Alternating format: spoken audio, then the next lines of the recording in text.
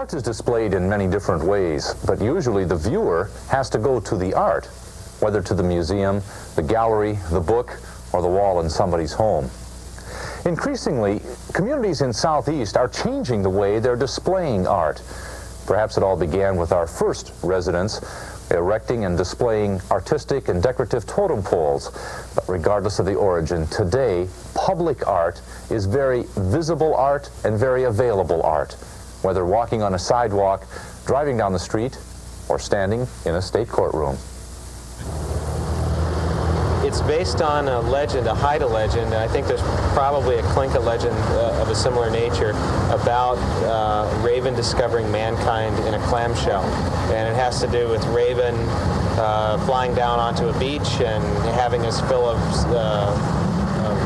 shellfish, and right before taking off, seeing this giant clam under the sand, uncovering it, opening it up, and finding these squirming little creatures in there. And it was man, of course, and then Raven told man all about what he would be finding in his new world.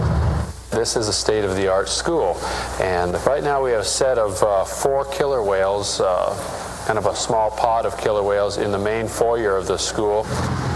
It's a white concrete relief mural done with a 3-wave effects with fish flowing in the waves, and of course he sung the title is to emphasize the rhythms of nature and the annual rhythms of the fish movement, salmon particularly. I'm not attempting to make it look like anything necessarily other than the piece itself. The basic idea is coming from the wing shapes of early historical aircraft, and the materials are just attempting to tie that to the concept of it. There are several categories of public art. Some are objects in public that are considered art, such as the concrete structure and cannons sitting on Castle Hill in Sitka, the site of the transfer of Alaska from Russia to the United States. Skagway has rebuilt Front Street stores in the days of '98 style, and some stores have added art on their walls. Wrangell has Shake's Island with the replica of Chief Shake's house, and totem poles decorate various parts of most Southeast towns. Another kind of public art is that specifically authorized by public funds.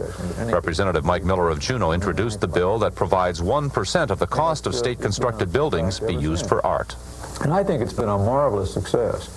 You know, we can look around here in Juneau where we're sitting right now, but you can also look on the mural outside walls of a building. I think it's a school. In fact, I'm sure it's a school in Kotzebue, and see some beautiful Eskimo art. In addition to the state's 1% art program, there are various municipal art programs. One in Juneau is a wooden wall panel on a small downtown park, carved and painted by Ray Peck. It shows a sea monster on more than 24 pieces of cedar and measures 20 feet by 5 feet. This is just one of 4 different public art projects commissioned by the Juneau City Borough Assembly. Another is the mural on the dock, most visible to tourists arriving on ships. It was painted by Dan DeRue, who used a Juneau photo from the late 1800s, but then added more modern faces of Juneau residents from longtime local families. One place public art has expanded is in Petersburg. In fact, you can't walk down Main Street without stepping on it. We were fortunate enough to get Harold Balaz from Spokane to make the brass imprints that you've seen. Inlays they are, really.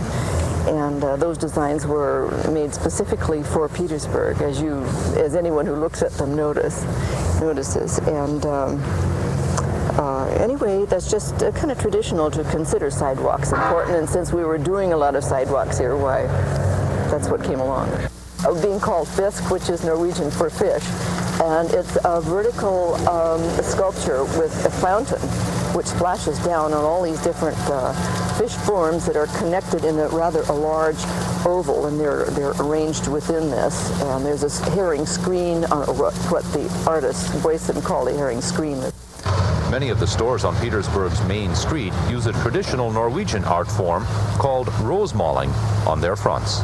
It's painted designs of like floral type things, vines and leaves and petals. Not exactly flowers, but abstracted flower forms.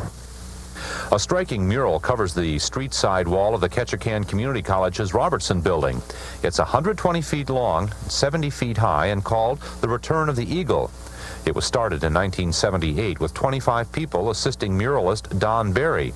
There are 6 panels and 21 smaller stories. It's meant to look philosophically at the belief in supernatural powers. The mural is based on different relationships to time. Ketchikan also has a different kind of art that isn't afraid to poke a bit of fun at the all-too-common weather condition.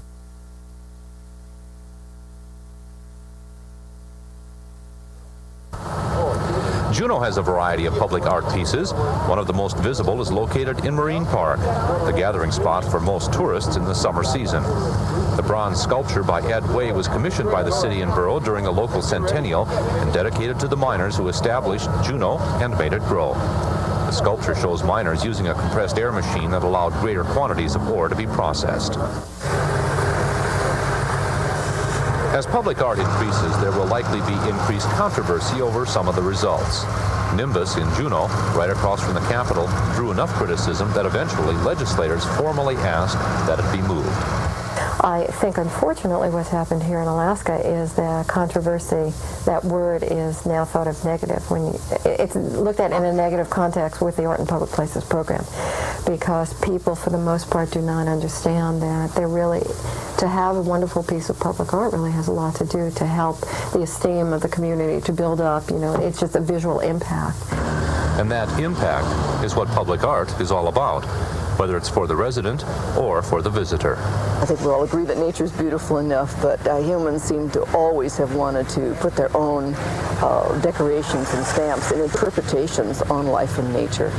For me, it goes back a very long way to whatever man's primal urge is to have art around him. I think the first public art was cave paintings, and I think that we have had it with us as something that everybody needs, not just what we like, but we obviously have a need for it since we have it all the time. Art makes people think, it makes people react. You see something, whatever it is, or you hear a symphony, or you attend a performance, and all of a sudden you're thinking, it's triggered something in one's mind. It just enhances life. It just gives a little color, a little culture perhaps, a little pleasure. It just makes things more pleasant, and I think that's the reason why there's just a lot of pleasure. For instance, to be gained as you drive down Egan Drive and you look over there and you see that great humpback whale that Bill Ray Jr. Painted. I mean, that's a beautiful piece of artwork.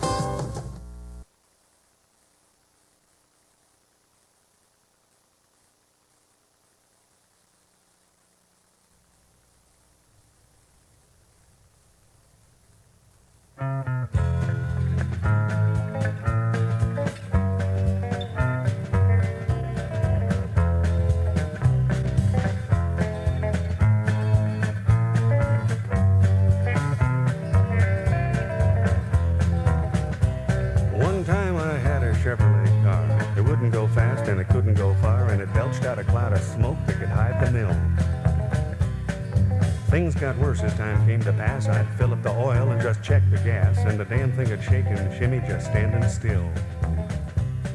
I went out to start it one rainy morn. The only things working was the lights and the horn, and I got so damn mad I kicked a tire and I scuffed up my shoe.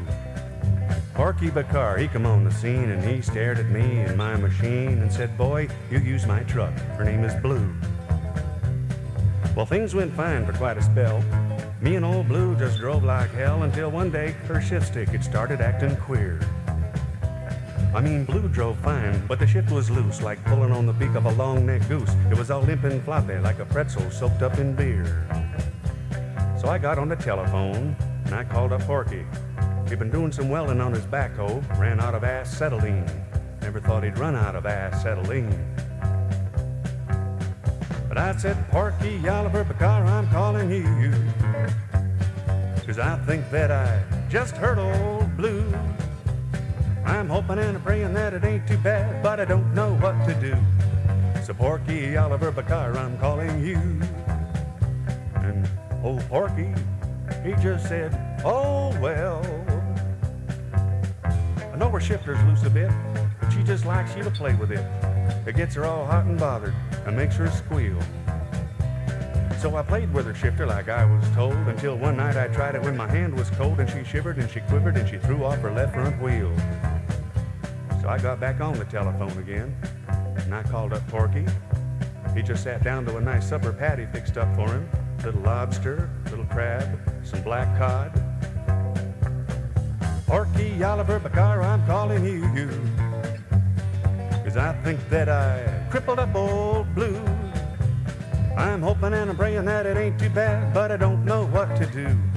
So Porky Oliver Bacar, I'm calling you. And Porky, he leaned back and he just said, oh well, now Blue's kind of lazy and it's a shame, but then she just starts acting lame. We'll put the wheel back on and let it mend. So he did, and Blue was acting fine, until I felt a clunk and heard a hell of a whine and found her drive shaft hanging back from her rear end. So I got back on the telephone one more time, and I called up Porky, who was set to try out a new waterbed he got for Christmas. Patty said that the tide was just about right. And I said, Porky Oliver Bacar, I'm calling you, 'cause I think that I just killed old Blue. I'm hoping and I'm praying that it ain't too bad, but I don't know what to do. So Porky Oliver Bacar, I'm calling you. And Porky, he just said, oh, hell. Now don't go fussing and feeling bad. Blue's worked all her life and her joints are bad, and sometimes they act a little bit like my own. It's a universal problem. But since you've been driving my pickup truck, boy, you've had an awful run of luck. So I think I'm gonna disconnect my phone. And he left me with a Dixie cup and a thread. He told me to go set crab pots in Swan Lake. And then I saw him ride off in a helicopter. Said he was gonna start up some volcano. I was feeling real bad. But I said, Porky Oliver Bacar, I'm calling you, 'cause I think that I just killed old Blue. I'm hoping and I'm praying it ain't too bad, but I don't know what to do. So Porky Oliver Bacar, I'm calling you.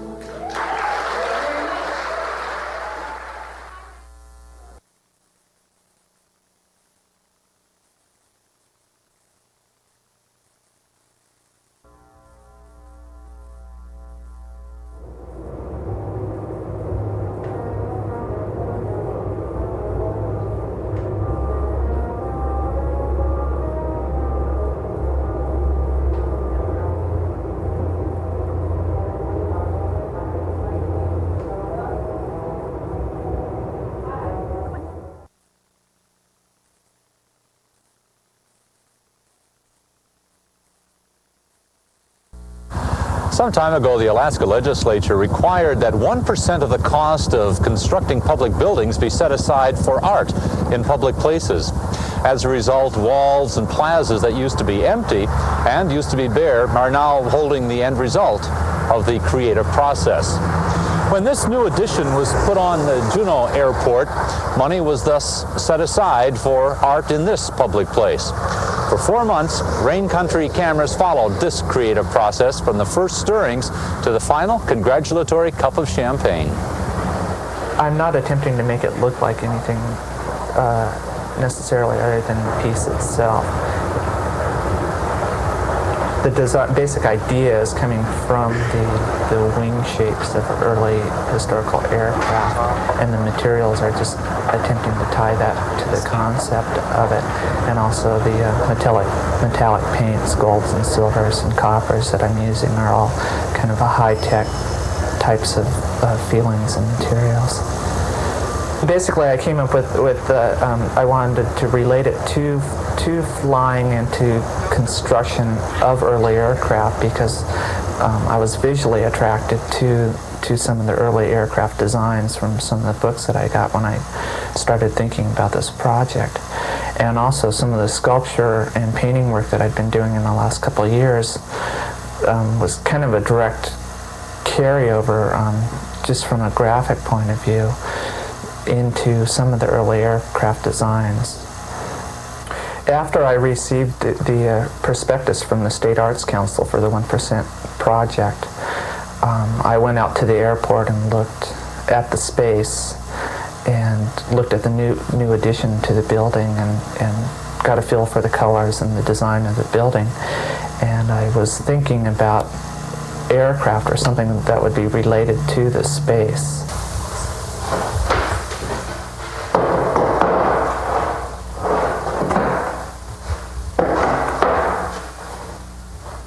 It started with a big framework to hang my aluminum panels on, and I cut all the pieces to size, clamped it up, and hauled it out to my welder, and welded it all together, brought it back to the studio, and cleaned it up, filed it, got it prepared to mount the large panels on.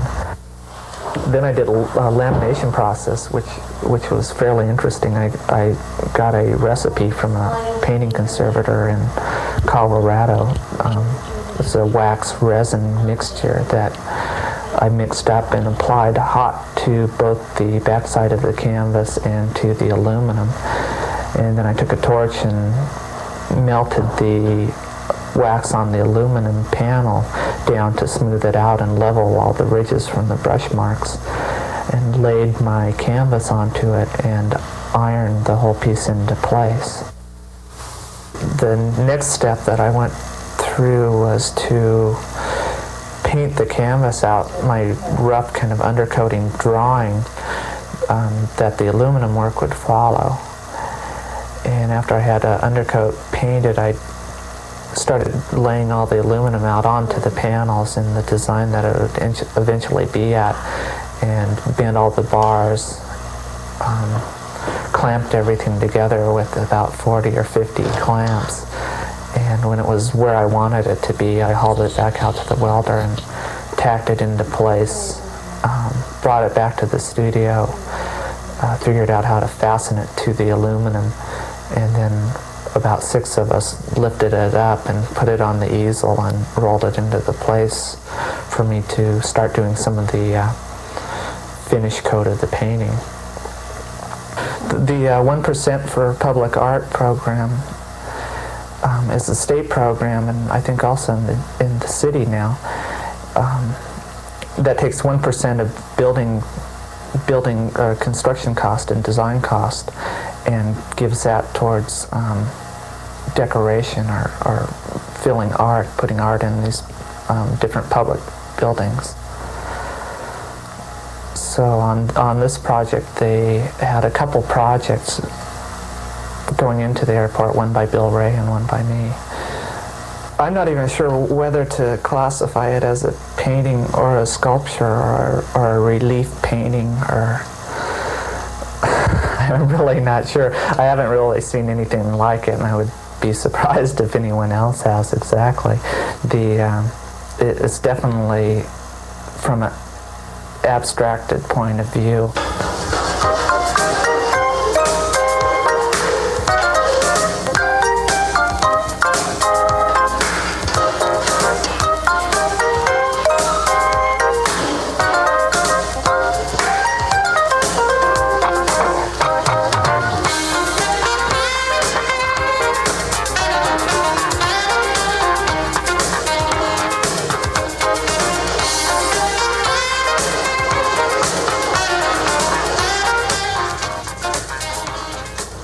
I've been working for the last, I guess, about 4 years on wall-hung sculptures, trying to mix up the definitions of both painting and sculpture.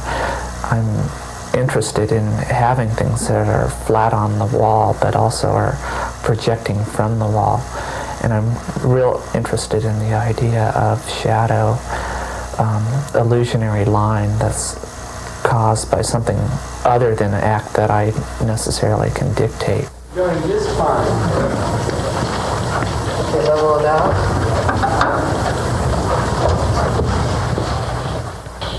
A lot of people have been involved in this project locally. A lot of the materials are purchased locally, and I've had a number of friends involved in helping me lift things and move things around in the studio. I've borrowed people's trucks, and I've had a lot of the aluminum bending done for me out at T&S Welding, and another friend has been doing all the actual welding for it. I've had a number of people in the studio giving me comments and pot shots and various critiques all along, which has been fairly helpful to me just to get somewhat of an idea of what the public is going to think about this. And my friend Marcia Wilcox has donated numerous hours in sanding and filing and commenting. It's really exciting, I think, to an artist to know that their work is going to be visible to a lot of people, and in a sense preserved. It hopefully will be in the airport for quite a while, and it'll be seen by thousands of people. So that's something fairly exciting to me.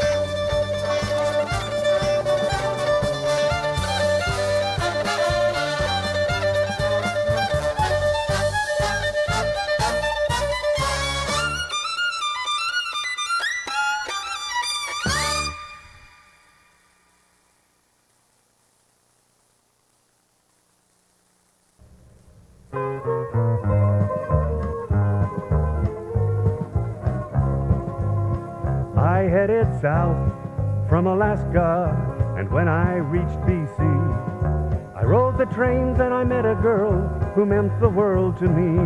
She was a French girl from Quebec. Her language I did not know, but I knew that I'd love her before I had to go. Ne peux actionner la chasse quand le train est en gare. Ne peux actionner la chasse quand le train est en gare. We had a romance started, but it didn't go too far. Ne peux actionner la chasse quand le train est en gare. Her love for me grew cold as we traveled through her land. What it was that I did wrong I could not understand. She left the train in Manitoba. I continued on my way, but I always will remember the last words I heard her say. Ne peux actionner la chasse quand le train est en gare. Ne peux actionner la chasse quand le train est en gare. We had a romance started, but it didn't go too far. Ne peux actionner la chasse quand le train est en gare.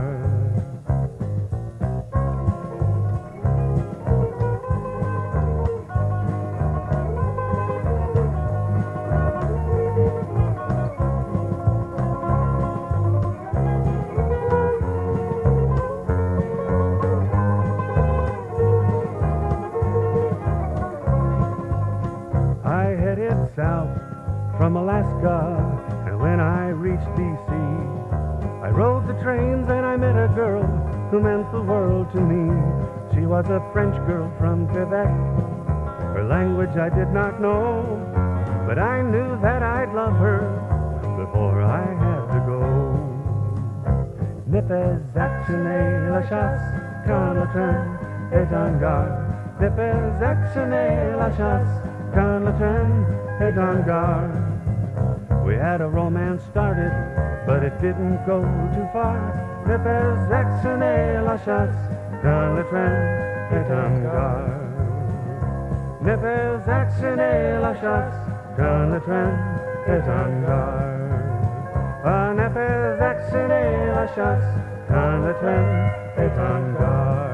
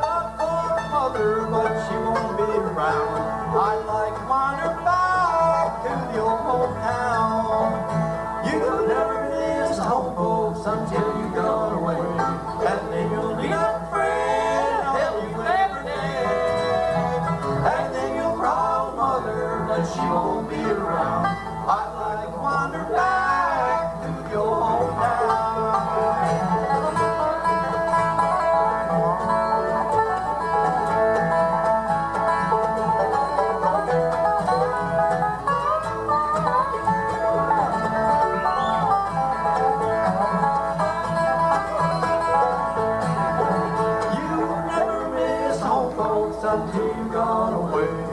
Then you'll need a friend to help you every day. And then you'll promise mother, but she won't be around. I'd like to wander back to your hometown. I'd like to wander back to your hometown.